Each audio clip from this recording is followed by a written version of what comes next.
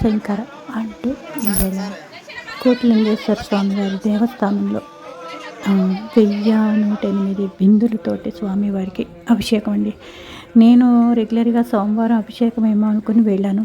తీరా చూసేటప్పటికి ఇలా అందరూ బిందెలతో పట్టుకెళ్ళి ఒక్కొక్కళ్ళు 3 వేసి 5 వేసి 7 వేసి 11 వేసి అలా అభిషేకాలు అయితే మాత్రం వెళ్ళి జరిగిందండి. చాలా బాగా జరిగింది అభిషేకాలు అయితే మాత్రం.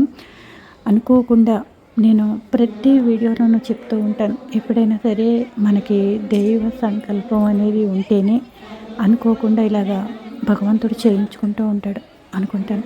ఎప్పుడూ ఒక అనౌన్స్మెంట్ లేదు, ఏమీ లేదు, చాలా బాగా జరిగింది అభిషేకం అయితేను.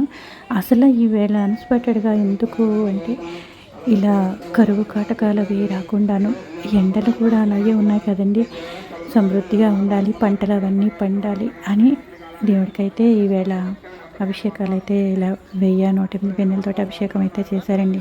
మీకు ఫుల్ బ్లాక్ పెట్టేస్తున్నాను. ఇంకా ఫుల్గా అంటే ఎవరికి తోచిన విధంగా అప్పటికప్పుడు ఎవరికి బిందెలు తోచినవన్నీ అందరూ అలా తీసుకొచ్చేసి అభిషేకానికి అయితే మాత్రం మొత్తం అందరూ సిద్ధంగానే ఉన్నారండి దేవుడికైతేను. ఇది మా రాజమండ్రి కోటిలింగేశ్వర స్వామి వారి దేవస్థానంలో ఇంత అద్భుతంగా జరుగుతుందని నేను అసలు ఎప్పుడూ ఎక్స్పెక్ట్ చేయలేదు. ప్లస్ ఏంటంటే ఇది మొదటిసారి నేను చూడటం, ఇలా వెళ్ళటం, దేవుడికి అభిషేకం చేయటం కూడా మొదటిసారి. బాగా జరిగింది. యూట్యూబ్ అండి.